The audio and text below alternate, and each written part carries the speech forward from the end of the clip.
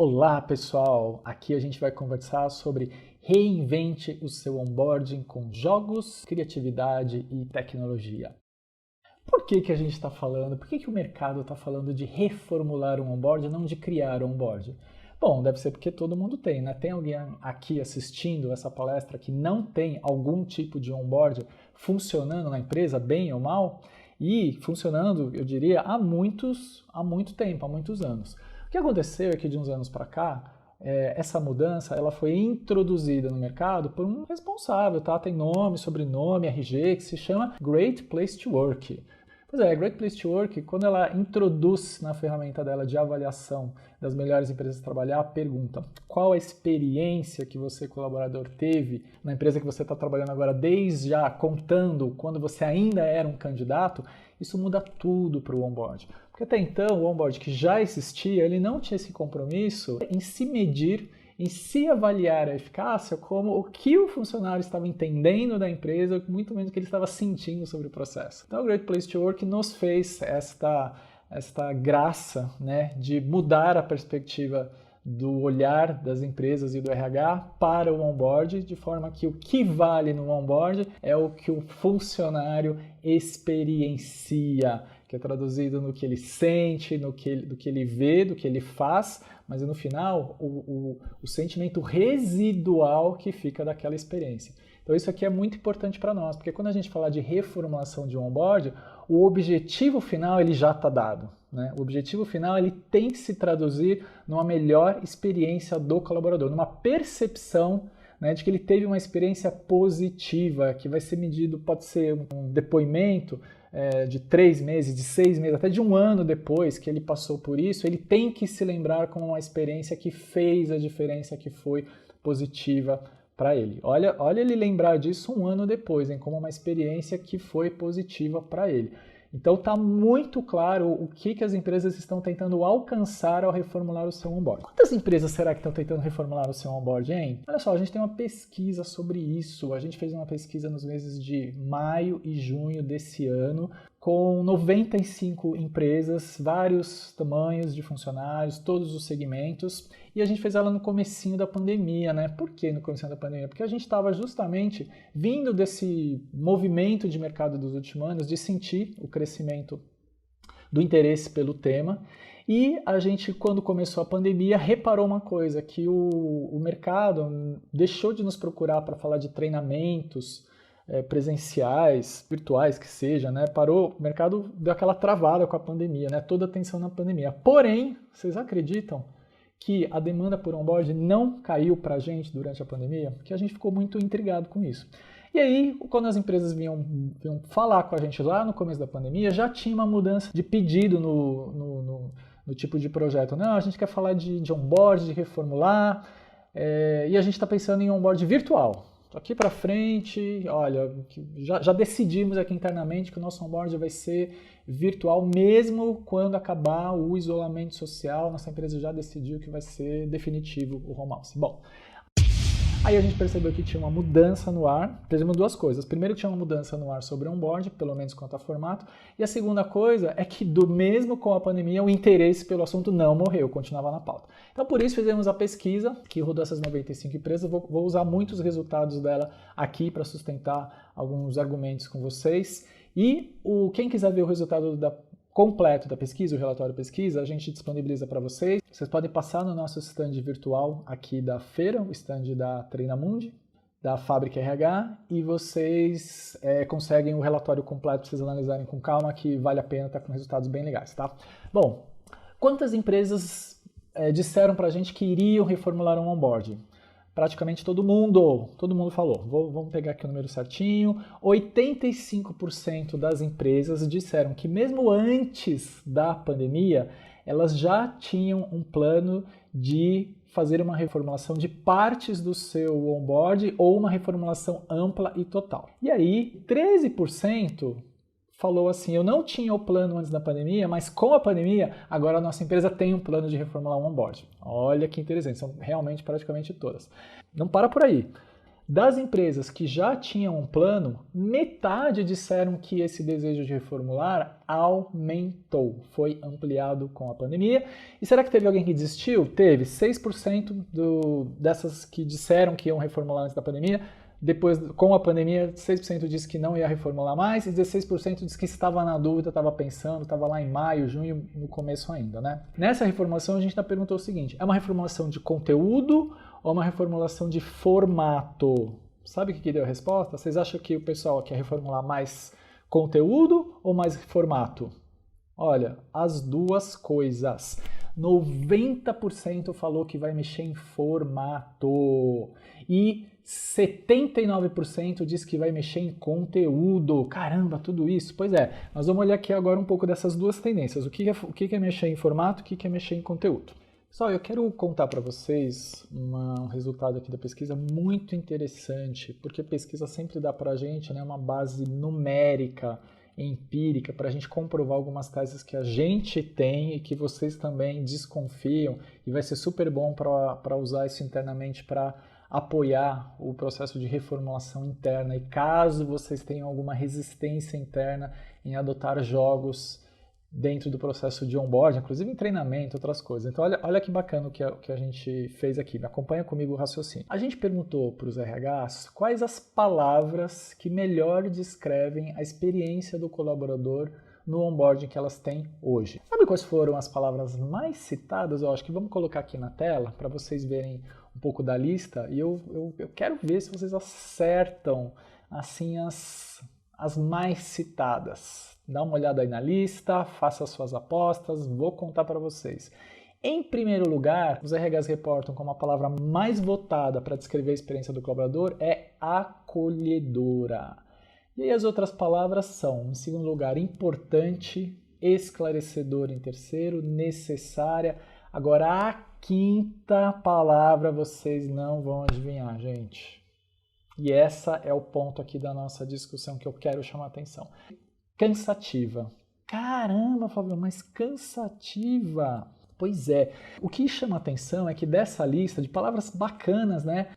Engajadora, motivadora, alegre, divertida. O que chama a atenção nessa lista é que tem uma porção de palavras interessantes que não foram muito citadas pelas empresas, né?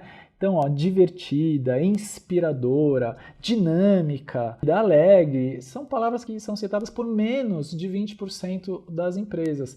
Importante, esclarecedora e necessária, eu coloco assim, tudo como quase sinônimos, né? Elas estão dizendo assim de um aspecto até mais formal, e ele não é nada emocional, e ao emocional eu quero dizer que como é que isso vai se refletir na experiência do colaborador, mas se o RH considera o onboard importante, esclarecedor e necessário, não sei se é isso exatamente que vai levar o funcionário a dizer na pesquisa que ele teve uma experiência positiva.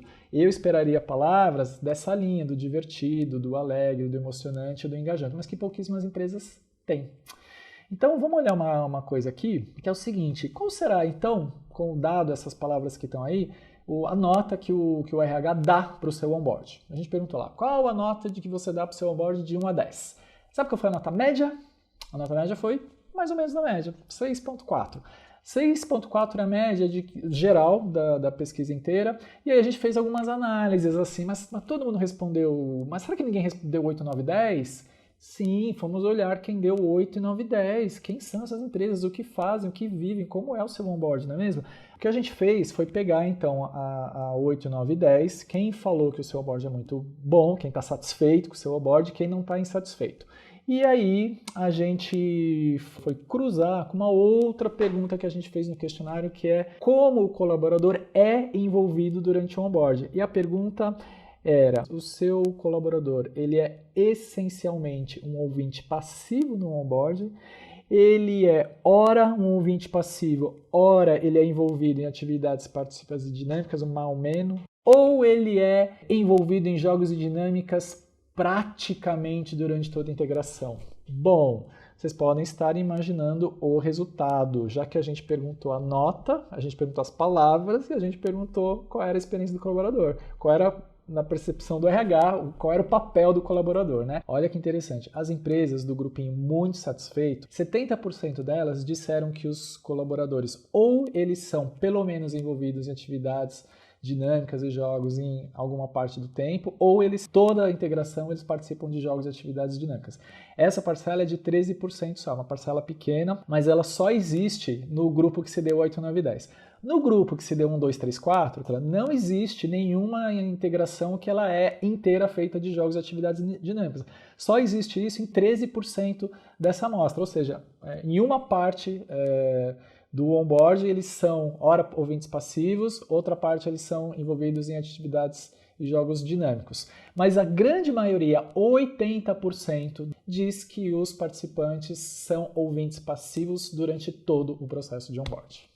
Bom, talvez parece que a chave para um onboard que dá satisfação para o RH, e o RH, se ele já está pensando em Great Place to Work, em experiência do colaborador, parece que a chave é envolver o participante em atividades e jogos dinâmicos, né?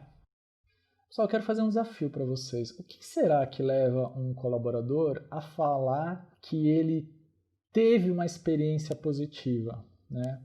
E aí a gente capturou aqui na pesquisa que é participar de atividades e jogos dinâmicos. Mas o que vocês acham que é um jogo e uma atividade dinâmica, né? Quando a gente conversa com os clientes, a gente percebe que existe um pouco de falta de clareza, falta de tangibilizar o que é um jogo e uma atividade de onboard.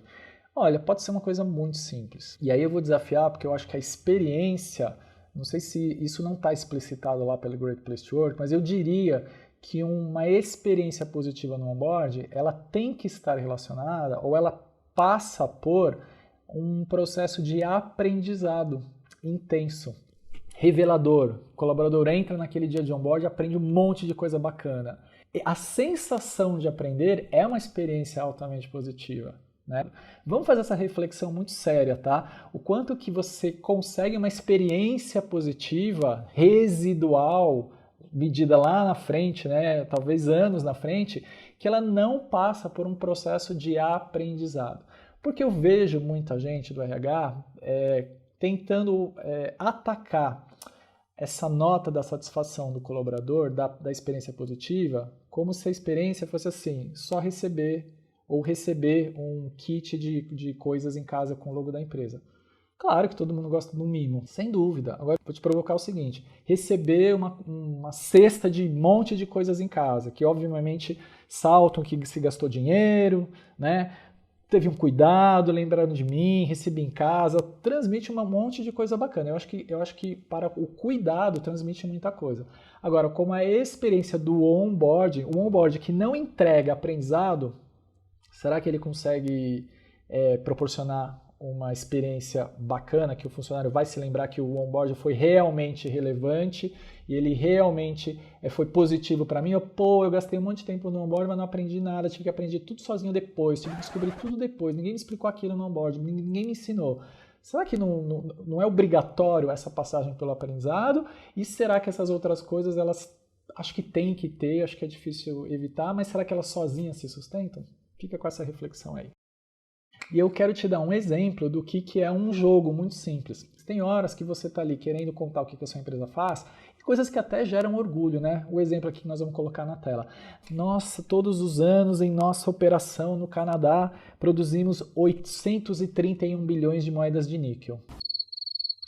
É impressionante 830 bilhões de moedas de níquel, mas eu vou falar disso em casa, será? Porque a experiência positiva, ela passa muito pelo compartilhamento da experiência. Então, quando você consegue compartilhar com a sua família, com seus amigos, como foi o seu dia no onboard que você está vivendo na empresa, é muito mais poderoso que aquele sentimento que é só seu, você contagia a sua família com esse lugar novo que você está chegando. Então, imagina que no lugar de você apresentar lá, contar, nossa, a operação do Canadá produz todo ano 831 bilhões de moedas de níquel, você conta o seguinte, você conta não, você desafia, que isso é o jogo. O que é a essência do jogo, pessoal? É desafio. Isso é uma confusão que o mercado faz Jogo significa desafiar a pessoa a testar o seu conhecimento, a sua memória, a sua capacidade de conclusão, raciocínio lógico, até de intuição, para que elas tenham uma gratificação com ela mesma. Caramba, eu acertei, eu sabia, eu soube fazer, eu soube responder. Então o jogo é esse mecanismo de engajar a pessoa com o conteúdo, porque o engajar atrai, a gente adora ser desafiado, o ser humano adora o desafio que está ao alcance dele responder, claro, e essa gratificação não depende do prêmiozinho, a gratificação é ele mesmo perceber que ele soube, que ele conseguiu responder, conseguiu fazer. Então olha a diferença aqui, ó. No Canadá, moedas de 5 centavos são apelidadas de níquel. Por que chama níquel? Porque é o nome da moeda de 5 centavos no Canadá. Todos os anos, a nossa operação, produzimos 831 bilhões de moedas de níquel e pergunta para você acha que essas 831 bilhões de moedas daria para encher o bolso de todos os habitantes do planeta com quanto de dinheiro?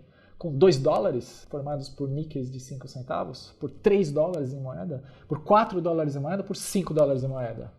Olha que história mais suculenta para você contar à noite para os seus amigos numa rodada de happy hour, para sua família, para sua mãe, até sua mãe vai entender isso aqui. É muito mais legal. Olha como o jogo ele amplifica, ele desafia, ele engaja e ele leva recurso para eu contar, que é o orgulho. Então, e o orgulho faz parte da experiência. Se eu lembrar da minha experiência, que eu tive orgulho da empresa e falei para todo mundo, caramba, o que mais que a gente quer, não é mesmo? Deixa eu retomar a história da pesquisa aqui, em que a gente perguntou quais as palavras que descrevem o seu onboard. Além de olhar para as palavras, pela nota que o RH deu para a experiência do onboard, 1, 2, 3 e 4, ou 8, 9 e 10, a gente isolou a variável tipo de experiência do colaborador, independente dessa nota do RH. E aí olhamos para 2 novos grupos. Numa ponta, aqueles que falaram que os participantes são ouvintes passivos o tempo todo, que é metade da nossa amostra, é o mais comum no mercado. E o pequenito, seletíssimo grupo de 6% de empresas que disseram que os participantes são envolvidos em jogos e atividades durante toda a integração. E aí, sabe as palavras que cada grupo usou para descrever essas experiências do onboarding? Adivinha? Até minha cachorra tá desesperada aqui do lado. Não aguentou a dor aqui, tá gemendo de dor. Cansativa! Pessoal, olha só, colaborador, ouvinte passivo o tempo inteiro, onboard cansativo. Pronto, temos uma pesquisa que diz isso para você mostrar aí agora para o seu gestor, para a diretoria da empresa, que não dá para ficar com isso porque é cansativo. A pesquisa está dizendo aqui. Aí o que vem em segundo lugar? Acolhedor, necessário, útil, relevante. Em sexto lugar, meu Deus, em sexto lugar, chata.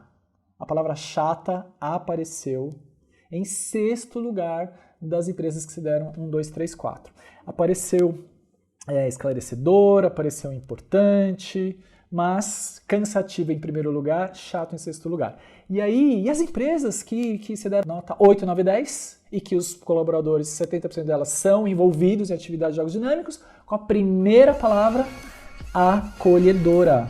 Você está vendo como envolver também acolhe? Não é só presentinho, mimo, também. Mas envolver é dizer para ele, estou te acolhendo. Olha que interessante. Segunda palavra mais usada é divertida.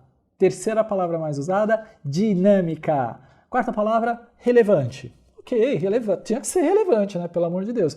Quinta palavra mais usada, gente. Olha essa palavra. Alegre. Envolver traduz-se em alegria. E alegria é que vai te dar a experiência bacana. É a memória residual. A memória afetiva do dia é, poxa, aquele dia que eu me diverti com as pessoas que estavam entrando comigo no mesmo barco, no mesmo dia, na mesma situação. Primeiras pessoas, né, que estavam ali, a gente já criou um grupo, já jogou junto, já conhecia as pessoas. É poderosíssimo, pessoal. E depois aqui o resto da lista parece esclarecedor, importante, necessária.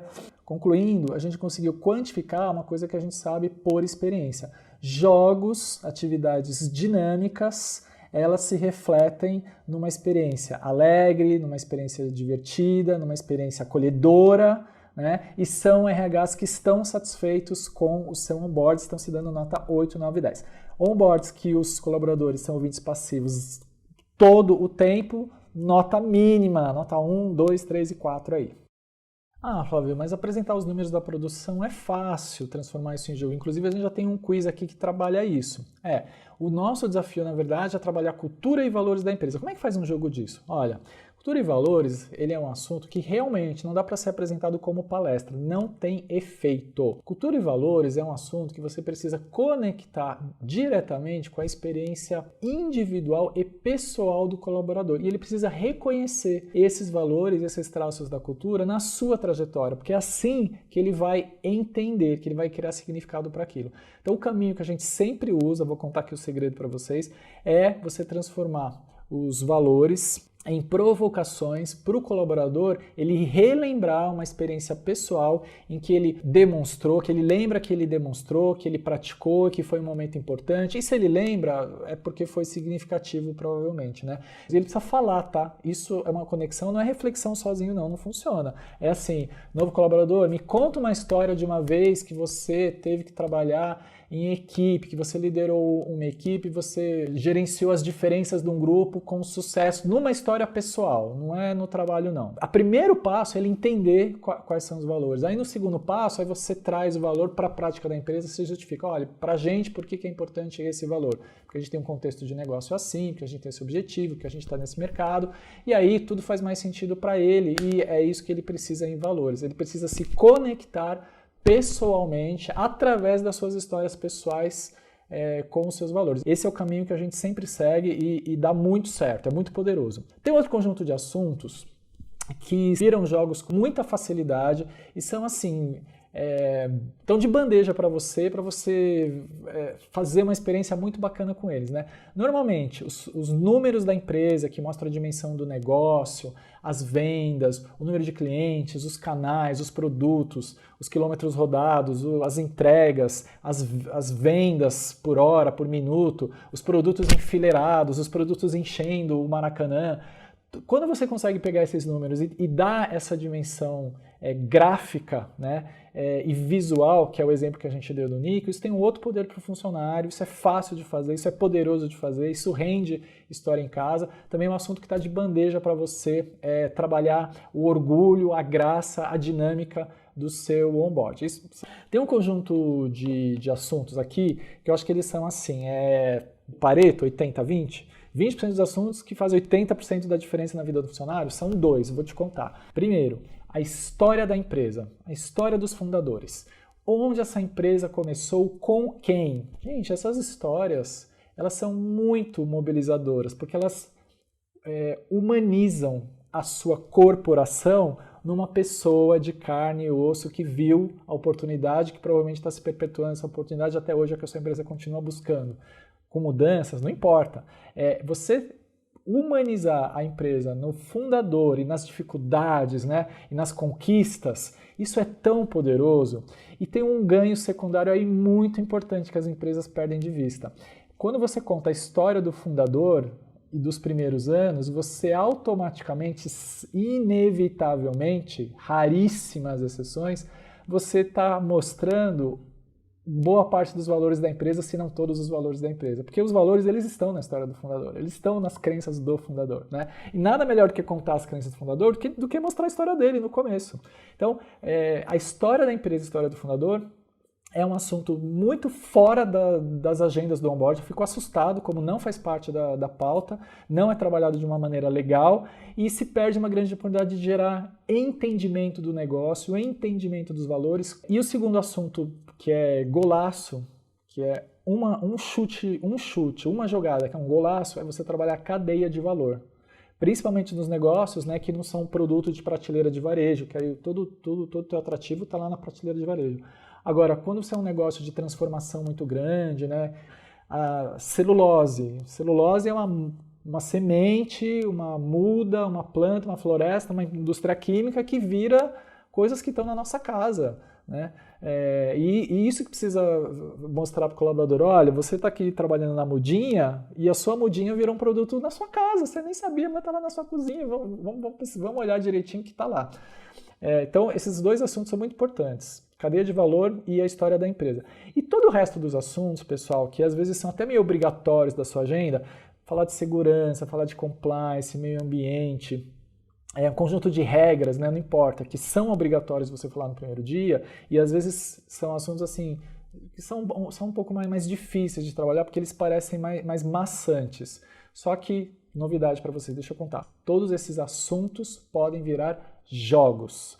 Pode virar um bingo, pode virar um dominó, pode virar um quebra-cabeça, pode virar um jogo de tabuleiro. Não tem assunto do onboard que não pode virar jogo. Uma coisa que a gente costuma fazer com os clientes é de fazer um mix dentro da agenda, né? De equilibrar momentos de jogo com momentos de apresentação PPT. Então, essa mistura, ela garante que ao final do dia a experiência do colaborador foi boa, mesmo você tendo momentos durante o dia que são palestras e são um pouco mais maçantes. Então o segredo é equilibrar.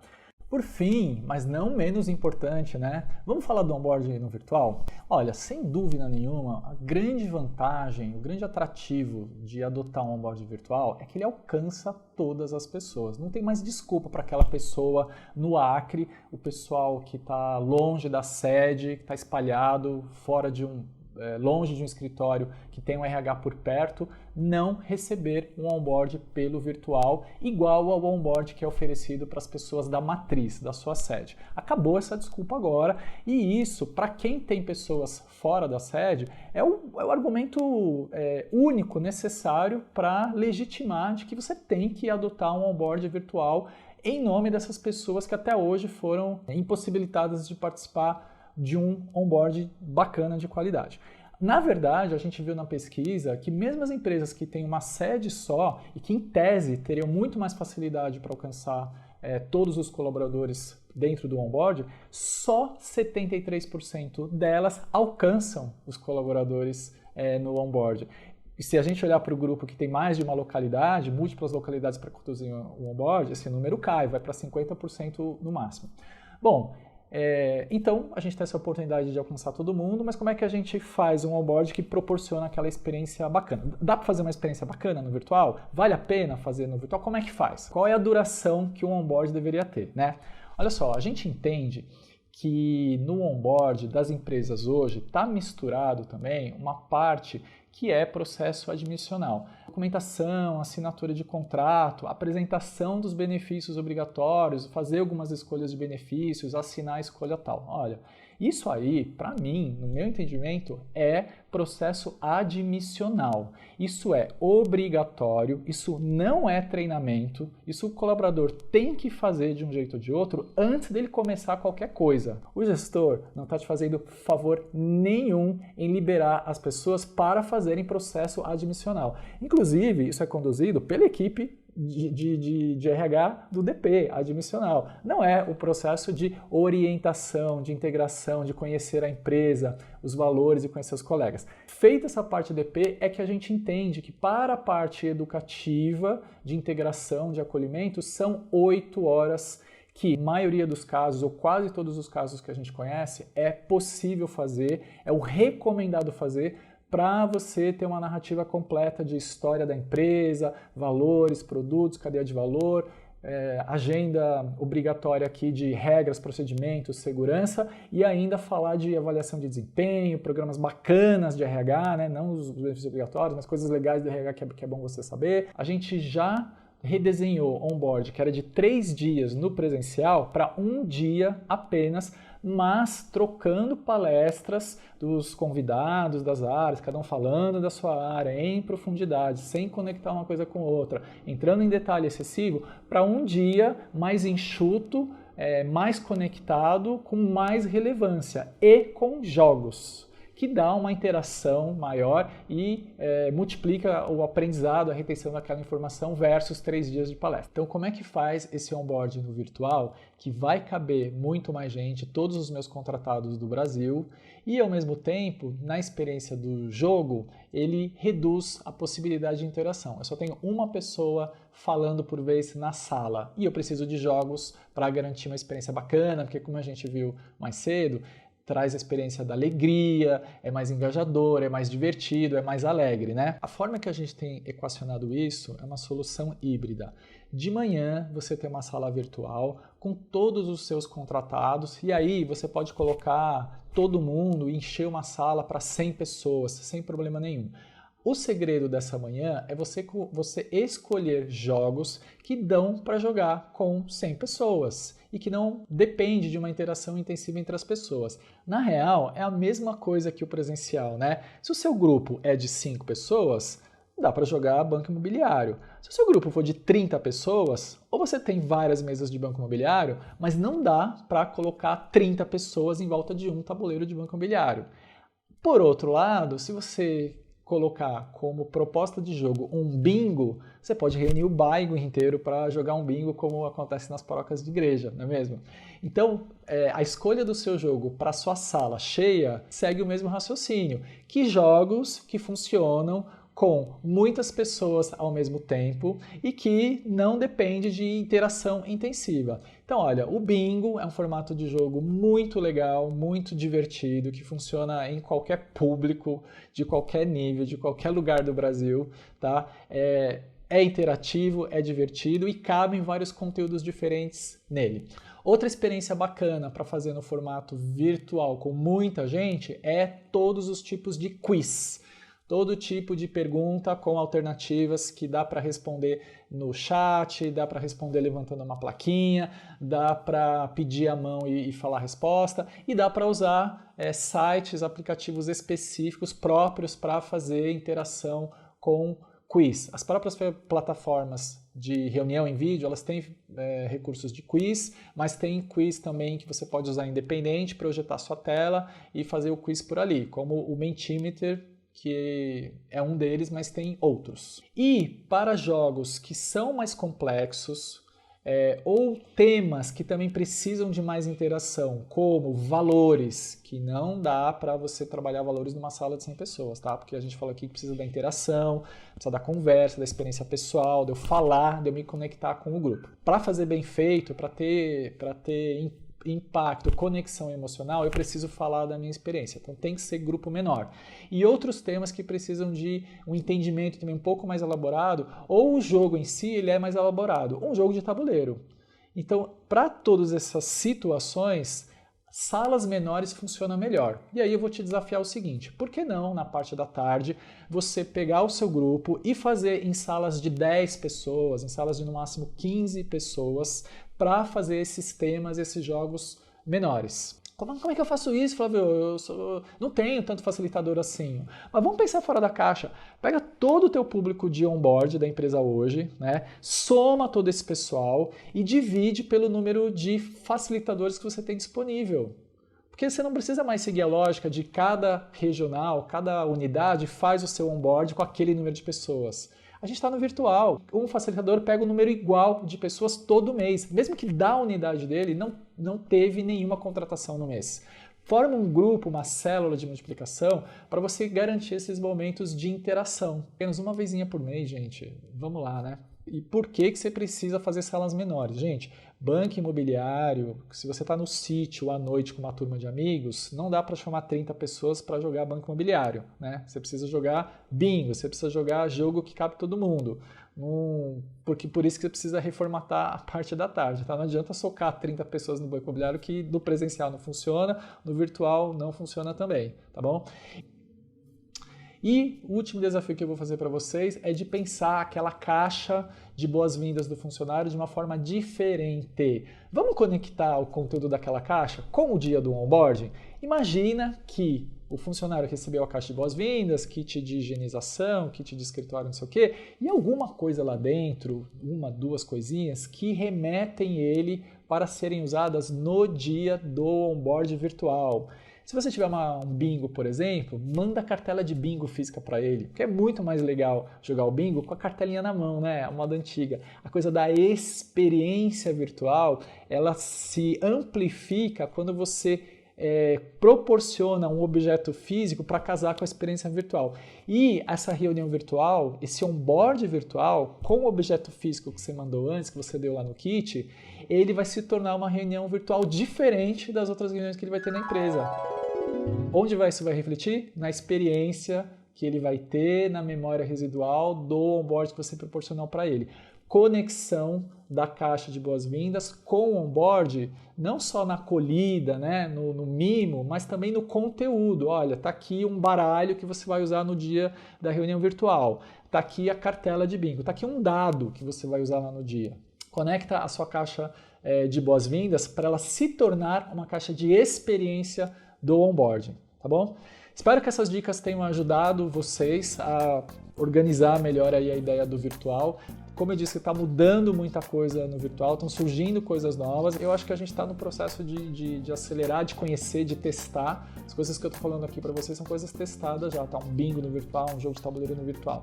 Então a gente também está no processo de aprendizado muito rápido. Daqui a um ano vamos conversar de novo com ideias completamente diferentes. Mas jogos e interação é o caminho para a sua experiência do colaborador ser incrível, memorável e de alto impacto, orgulho, aprendizagem, acelerar a performance, tudo que você precisa num onboard ficar bem bacana, tá bom? Muito obrigado por você ter assistido até aqui. Até a próxima.